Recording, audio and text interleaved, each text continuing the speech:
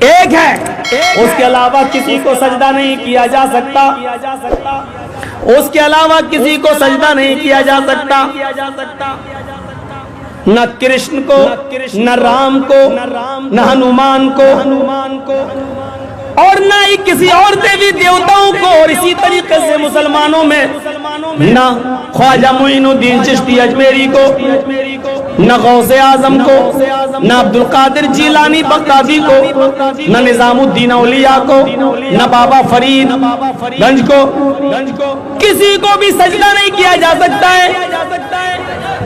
قیس ابن سعد فرماتے ہیں، ابو داؤد اٹھاؤ، ابو داؤد اور کتاب النکاح کا چیپٹر کھولو۔ قیس ابن سعد کہتے ہیں کہ میں ایک بستی میں گیا جس کا نام ہیرا تھا، میں ہیرا شہر کے اندر داخل ہوا، ملک شام کے اندر میں گیا، میں نے ہیرا بستی کے اندر قدم رکھا، میں نے دیکھا کہ وہاں کے لوگ، وہاں کے یہودی اپنے بادشاہ کو، اپنے حکمراں کو سجدہ کر رہے ہیں، جس کو مرزبان کہا جاتا تھا، جس کو مرزبان کہا جاتا تھا، وہ اپنے بادشاہ کو سجدہ کر رہے ہیں۔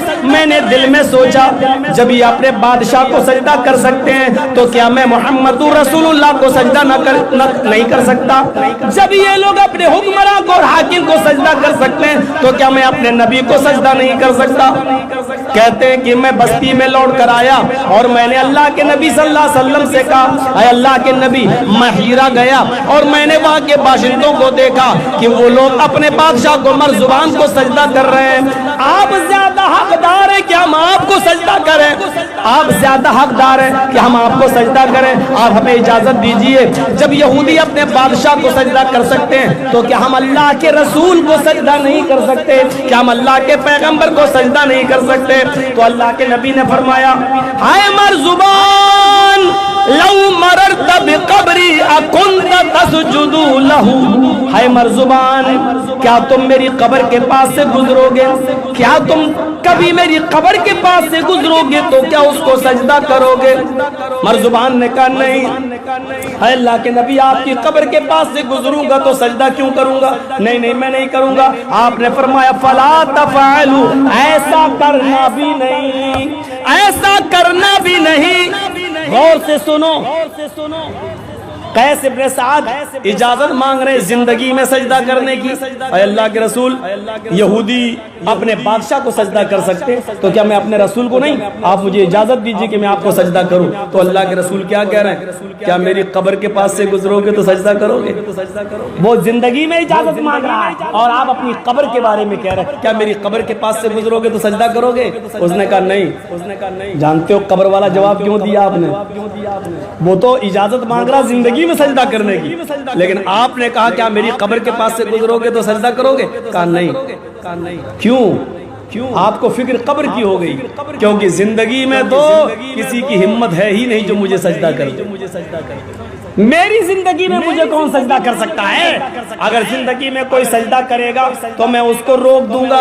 میں اپنی زندگی میں تو کسی قیمت پر سجدہ کرنے نہیں دوں گا۔